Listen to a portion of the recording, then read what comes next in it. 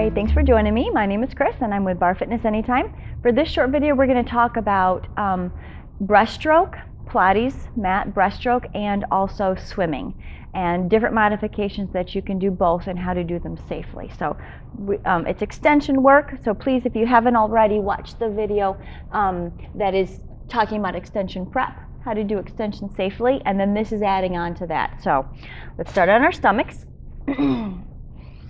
Here all the way down. So from extension prep, my legs are laterally rotated and turned out just a little bit, and then a little bit wider than hip distance apart because that is better for my back. You can kind of play around with it if your legs are parallel or closer together or a little bit wider even, and see what's comfortable for you. The important thing is making sure that it's okay for the low back, okay? So you're pressing your tailbone into the floor, you're reaching the legs, the hamstrings and the glutes are active. The thighs, the front of the quadriceps, front of the thighs are active as well. For breaststroke, we're going to do that first. So your neck is nice and long. Lift it up just a little bit. You can close your eyes here so you don't get dizzy. Pulling the abdominals up off the floor really strongly. You dive, reach your arms overhead, and then swim around and reach back on the inhale. This is the exhale, dive forward. This is the inhale.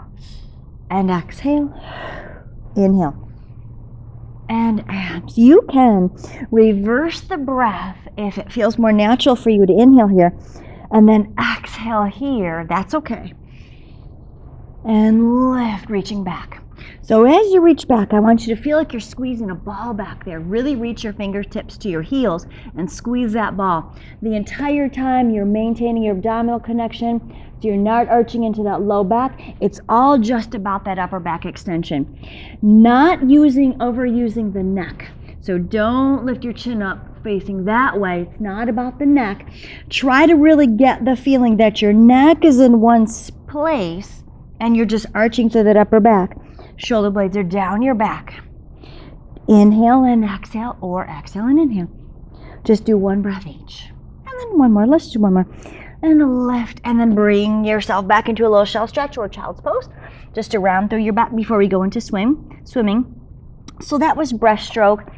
A couple modifications that you can do is obviously staying a little bit lower. You don't have to go up into a full extension until you get the abdominal connection to protect through the low back. You also, my arms were going pretty much straight right next to my ears. This is also going to be modification for swimming. Your arms can be a little bit wider here. They don't have to go straight up. So if you have any issues lying on your stomach with reaching the arms up overhead that close, that's okay. Just get them out to the sides and try to reach them above as far as you can safely, so there's no pain. Okay, swimming. Start the same way. The same basic principles for extension prep apply for all extension work. So the abdominals are lifted up, tailbone is pressing down, hamstrings and glutes are active, quadriceps are active. Now for swimming, here's what we're going to do. We're going to do slow at first. So your arms, you're like in a narrow X. Legs are a little bit wider, laterally rotated or parallel. Laterally rotated is nicer on the low back. Arms are out to the side. Not straight forward, but more out to the diagonal. They can be out here if you want to, if that's comfortable, more comfortable on the shoulders, but you're a narrow X. Neck is lifted, and all we're going to do is lift opposite arm, opposite leg. Lift and lower down. This is how you start. Lift and lower down. Pulling those abdominals in and using the hamstring, using the glutes to lift the leg, using the back of the shoulder and the shoulder blade to lift the arm. It's not about the neck.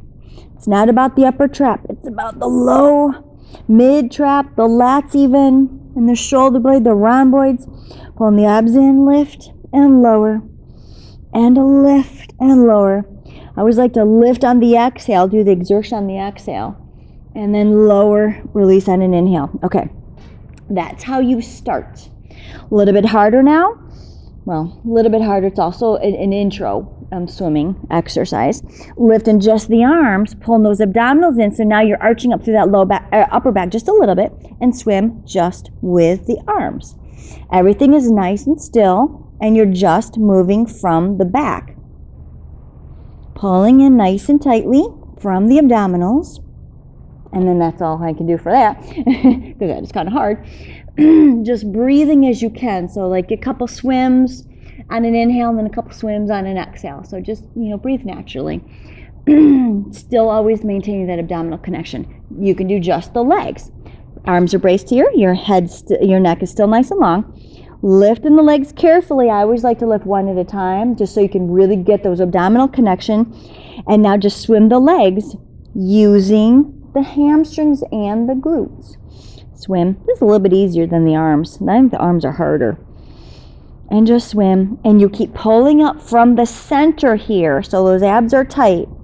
And just one leg at a time, lifting up to the ceiling using the hamstrings and the glutes. Okay, putting it together. So there's a couple step ups, putting it together. And the important thing when you put it together is you don't want to rock side to side. I see this all the time. So try to stay really centered down the middle of your body and go very slow. This does not have to be fast. You do not want to add speed until you have the stability, so you have the control through your body, and then you add the speed, okay? So just go very slow, go at your own pace. You'll know when you want to increase the speed. Pulling the abdominals in, tailbone is pressing down, hamstrings and glutes are active. Slowly lift one leg up at a time, and then lift the arms up one at a time. Lift that chest up, and here we go, swim. Opposite arm, opposite leg. Lift and lift. Lift. Oh, am I doing wrong? Nope. Yep. Lift, lift, lift. I even had to think about it. Lift and lift, and you're trying to isolate that limb, whatever it's an arm or if it's a leg. You're trying to isolate, and you're not rocking back and forth like this. This is what we don't want, right? So if you feel yourself rocking on your rib cage or rocking on your pelvis, slow it down, come back to this position, and just try to do opposite arm, opposite leg, and get that first before you add the speed. Belly in, lifting legs, lifting arms, and then you can flutter. But as long as you're steady, and this is even hard for me, swimming is not easy, but it's not an advanced move. Whew. Breathing, abdominals in, and then I always like to stop, reach for a little bit further, and then slowly lower yourself down with control. Push back as always after extension, and do a child's pose shell stretch. So you're just stretching your back and you're rounding your spine. Puffing the back up to the ceiling here. So it's very, very important here. Okay, so that's a little bit of swimming, a little bit of breaststroke. I hope that helped. Always come back to this video if you need a refresher on how to do it safely.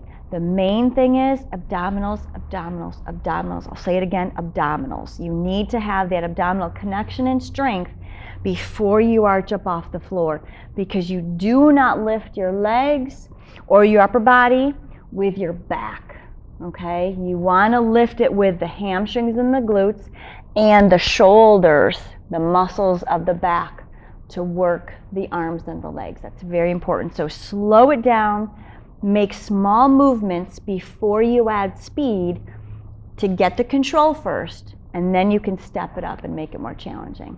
Okay, thank you very much.